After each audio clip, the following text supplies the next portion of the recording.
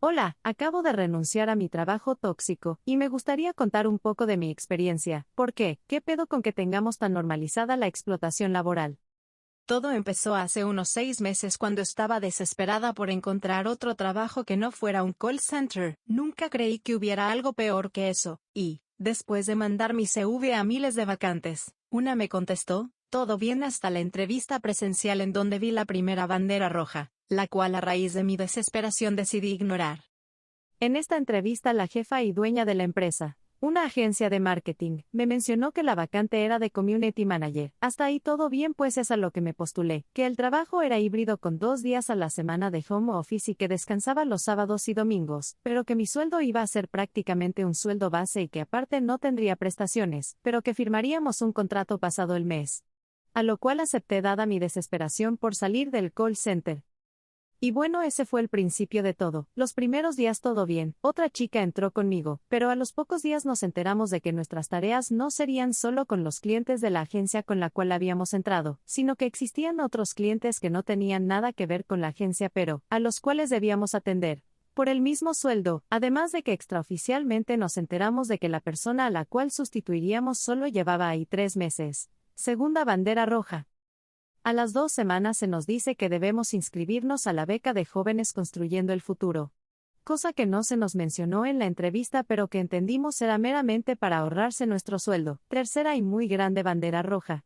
A la chica con la que entré y a mí nos pareció súper injusto, y ya hablábamos de renunciar. Sin embargo, yo no me podía dar ese lujo aún, pues siendo alguien que empieza a ser independiente, es necesario tener un respaldo en lo que se encuentra otro trabajo y, si quería volver al anterior call center debía esperar 3 meses. A las 3 semanas nos cayó el primer pago, y llegó incompleto. Claro que a las 2 nos pareció injusto puesto que no se nos comentó en ningún momento. Esto lo había vivido en el call center, pero al menos ahí te avisan que tu primer pago será menor. Al no tener otra opción me quedé, pero mi compañera decidió renunciar. A mí me hubiera gustado hacer lo mismo.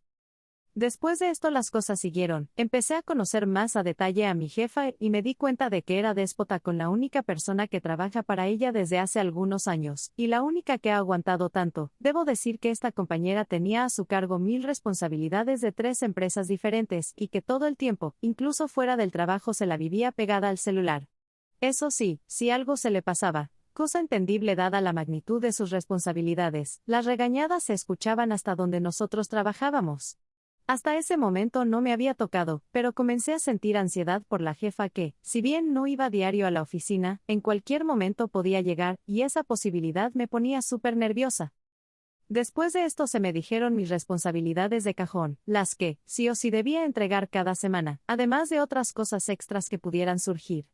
Hasta ahí todo normal, llevé haciendo eso bien durante un mes, pero después sucedió que había un evento que teníamos que organizar mi compañera y yo. Debo decir que la jefa fue muy específica en decir que quería prioridad a la organización de ese evento, otra bandera roja, porque tampoco se me habló de que eso estuviera dentro de mis actividades en la entrevista. Es más, mi puesto era más de ventas y secretaria que de community. En fin, dejé algunos pendientes sin el 100% de mi atención y oh sorpresa, llegó mi primer regaño. Debo decir que no me molesta que se me digan las cosas, pero esto fue algo que se me indicó textualmente: conseguir vender entradas para el evento tal. Se lo dije y simplemente se limitó a mencionar que era mi culpa, y su castigo fue quitarme los días de home office de esa semana.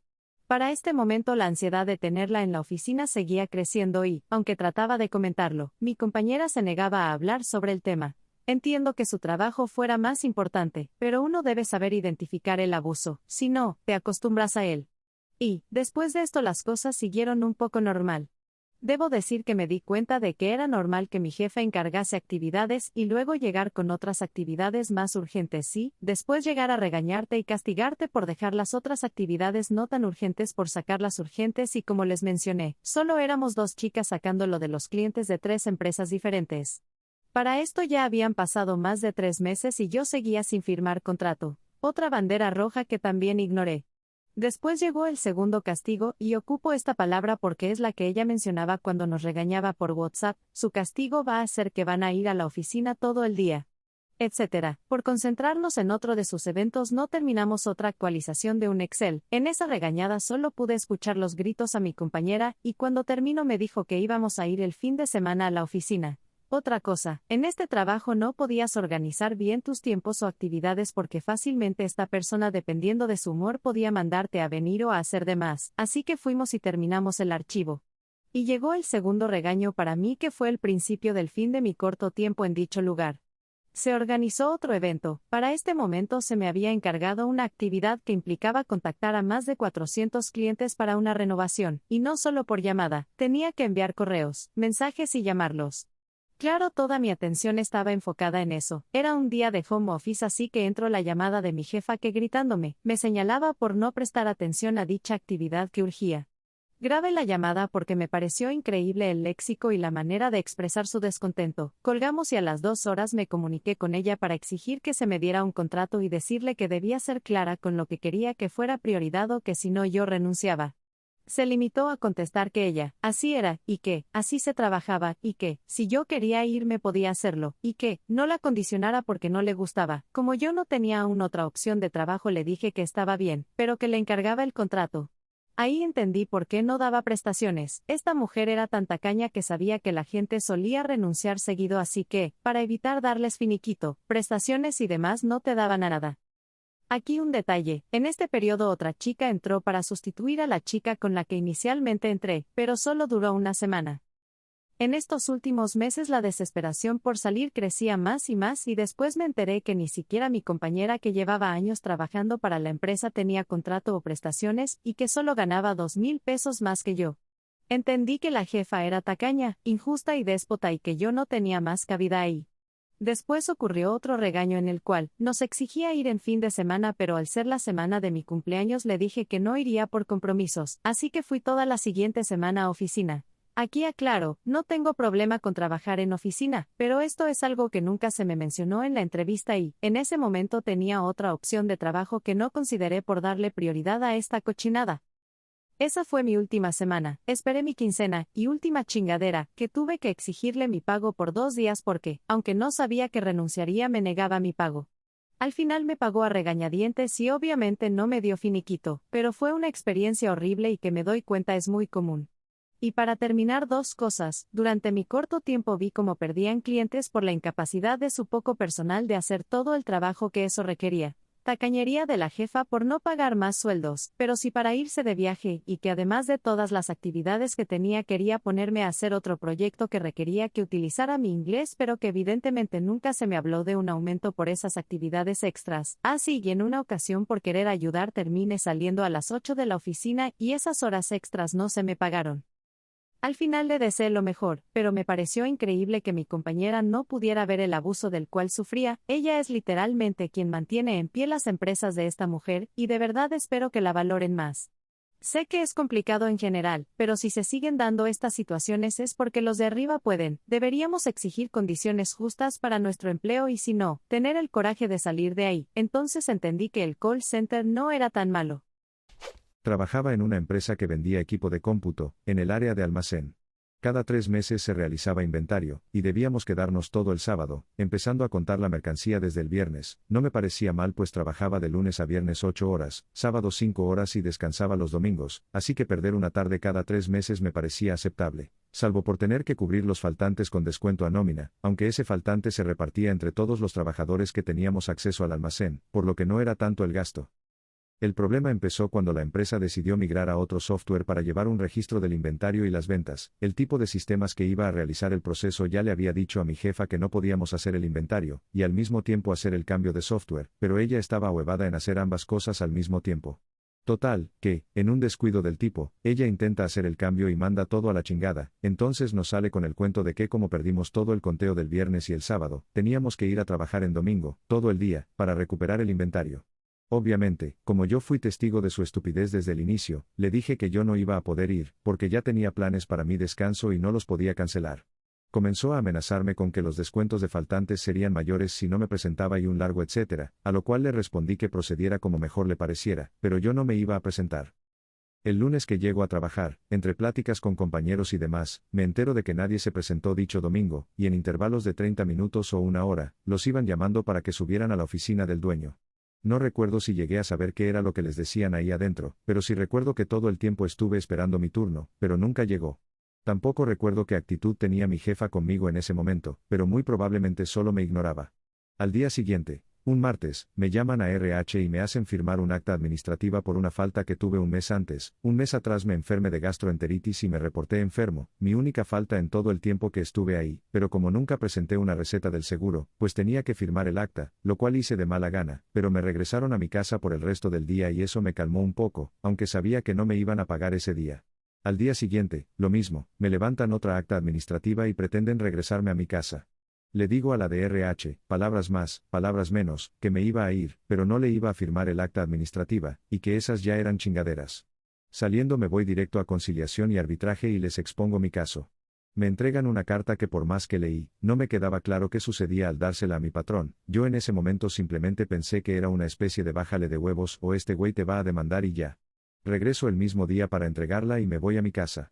Al día siguiente me reciben diciendo que es ilógico que pretenda seguir trabajando ahí después de haber entregado dicho documento y me piden que firme mi renuncia.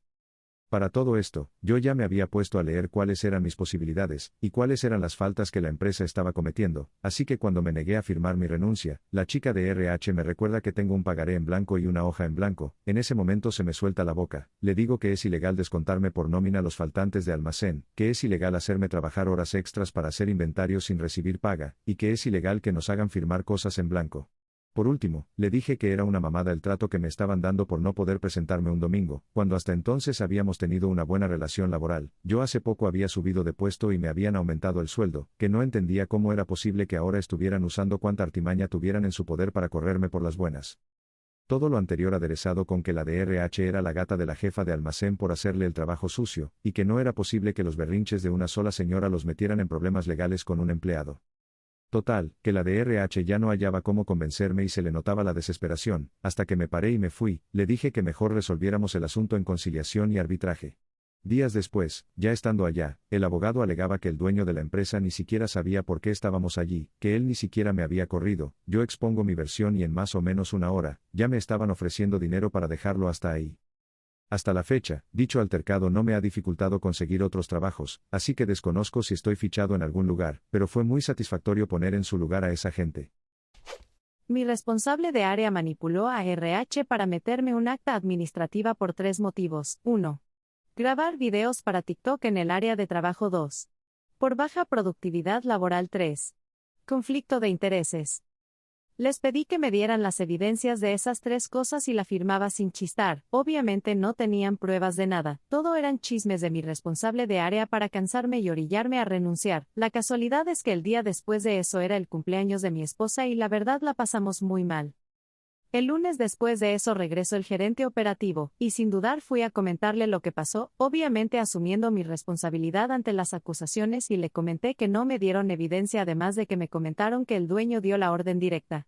La verdad después de eso ya no pregunté nada al respecto y un mes después me enteré de que regañaron a RH por creer en chismes, le pusieron un ultimátum a mi responsable de área, y el gerente operativo tiró el acta a la basura frente a RH y el dueño de la empresa.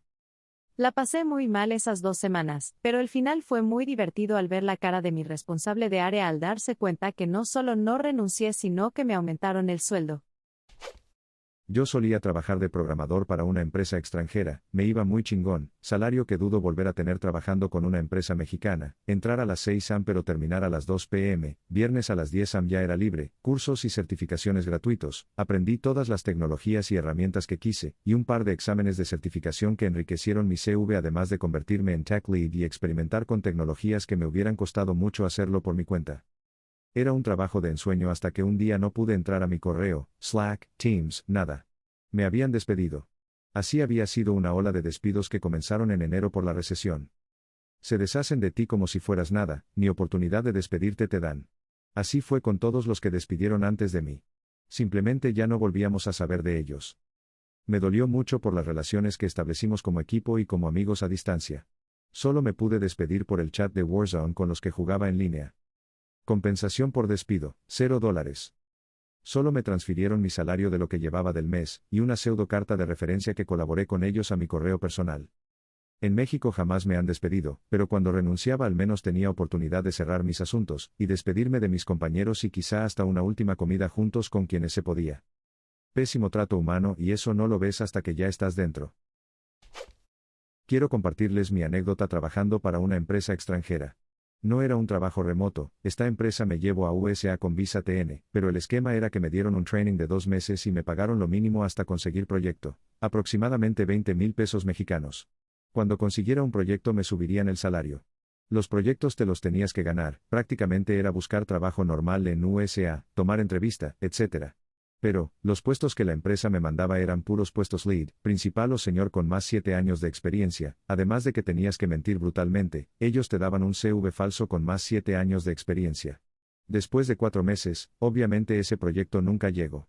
Además, la empresa era muy agresiva, racista, trataban mal a sus empleados, los menospreciaban, insultaban, siempre buscaban culpar al que llevaba menos tiempo en la compañía, o solamente ver a quien culpar y chingar, y no te dejaban renunciar, además de que te obligaban a tener tu LinkedIn apagado. Muchos renunciaron en cuanto podían o se iban sin decir nada jajaja. Fue la única vez que una en empresa de USA fue peor que en una mexicana. La empresa le empezó a ir muy mal, muchos americanos empezaron a demandarlos. Entonces hicieron una estrategia de declarar en bancarrota esa empresa y crear una totalmente nueva. En ese proceso corrieron a muchos, o dejaban que se fueran limpios. Ahí fue cuando me fui. Creo que yo puedo darles una cátedra en este círculo del infierno, llamado Call Center para Teleperformance. Llevo poco más de 9 años trabajando para NRG Company en Talavera, así que estoy curtido y una vez me muera tendré pase automático al cielo. Ya pasé por como 7 burnout y 3 desde marzo del 2020 cuando nos fuimos a home office. Resumen. Prepárate al menos media hora antes de empezar a trabajar y mentalízate como un Golden Retriever, eso me ha ayudado siempre, sé agradable, bonito y atento. Esto no es un trabajo, es una actuación, u obra teatral, aprende a hacer este personaje que tienes que interpretar por de 8 a 10 horas desde el que tienes que pretender que te importa la vida o los problemas de Juan Pérez, John Smith o Osama Bin Laden o como se llame el otro Homo sapiens que está al otro lado. Una vez que termine la interacción, tú no le importarás, así que a ti tampoco.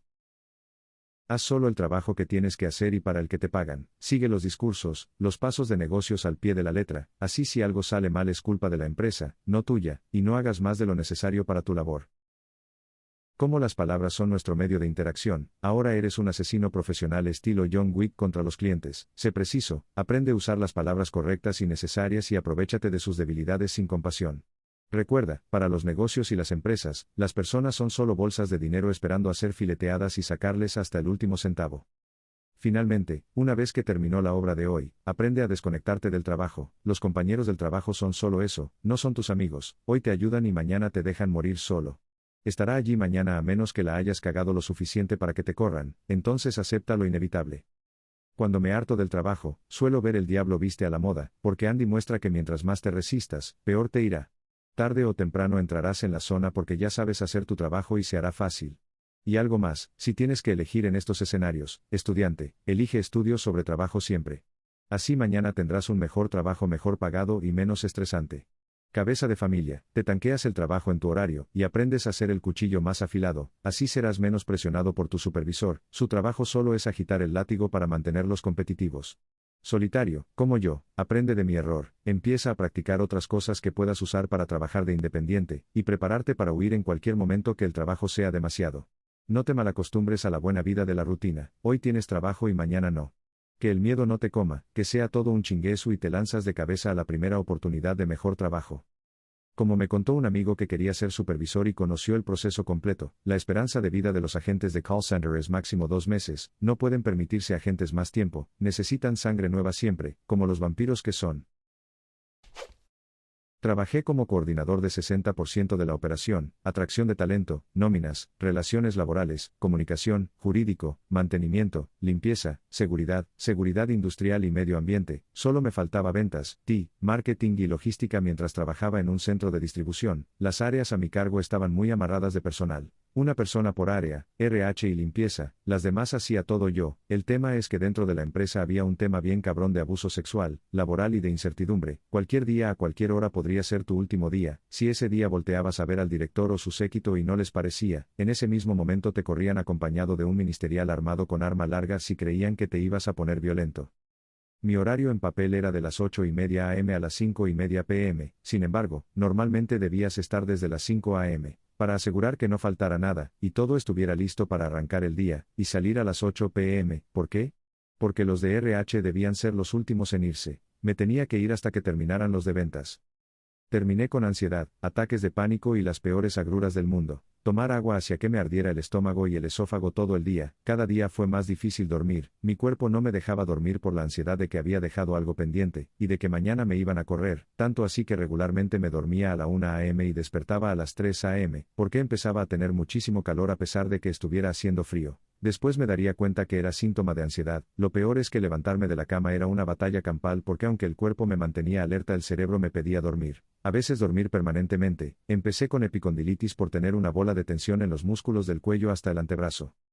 Total, al final cuando renuncié tuve que empezar con terapia porque a pesar de llegar a una empresa que fue como trabajar en un arcoíris con los ositos cariñositos no dejaba de estar igual de jodido y no entendía la razón. Gracias a eso me di cuenta por el diagnóstico del psicólogo que tenía burnout. Después de 3 años puedo decir que todo ha mejorado a pesar de aún tener estragos en mi salud. Hace unos 3 años me llamaron para trabajar de redactor para una fundación benéfica internacional. Ofrecían transporte y almuerzo, el sueldo eran unos $200 mensuales, en aquel tiempo era un buen sueldo para mí. Voy al lugar y la fundación era una casa de 2 plantas con muchos problemas de mantenimiento, mi oficina era un cuartico sucio con una computadora.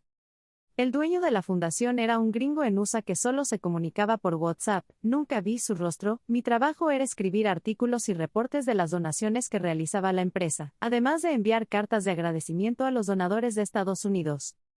Me tomó menos de un mes descubrir que el lugar era una farsa, solo éramos 3 trabajadores, además del conductor y la señora de limpieza. 2 veces al mes enviaba $200 para comprar unos bultos de comida y de perrarina, e íbamos a varios orfanatos y un refugio de perros a entregarlos. Yo tomaba fotos con una cámara, y el gringo me decía que escriba que alimentamos miles de niños hambrientos. A los meses el gringo ya confiaba en mí, y me dio acceso a la página de donaciones para ayudarlo a responder los mensajes. Descubrí que ese tipo se metía miles de dólares. Incluso hubo 2 millonarios de Australia que dieron todo el dinero para construir uno de los refugios de perros que había.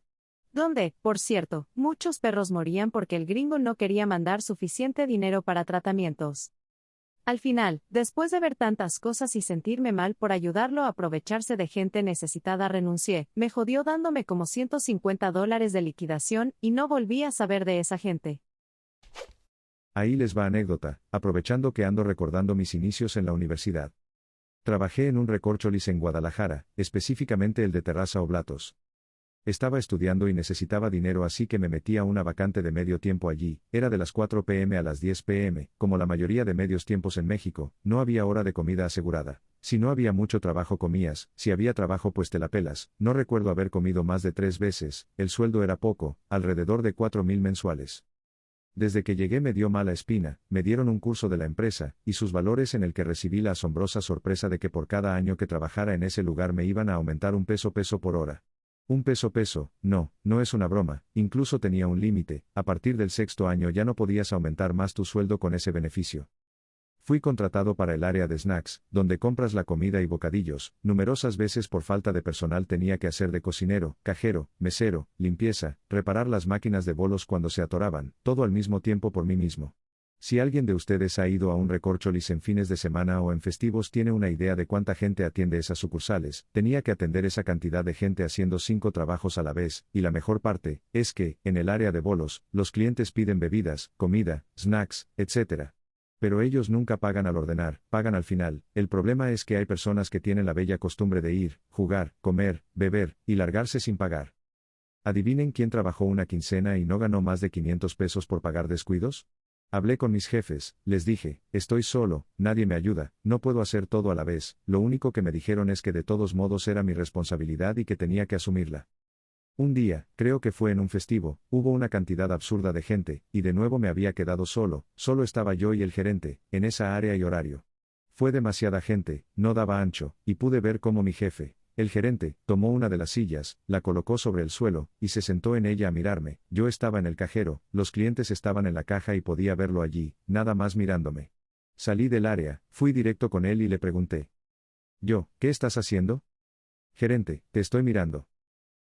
Hay un montón de gente, ¿por qué no mejor me ayudas? Gerente, se me queda viendo confundido, pues, no es mi responsabilidad. En ese momento, miré a la caja llena de gente molesta esperando. En el área de bolos estaba llegando gente y tenía que recibirlos. Una de las máquinas dejó de funcionar, tenía que ir a repararla. Alguien tiró palomitas al lado de la caja, tengo que limpiarlo, y tenía comida friéndose en la cocina.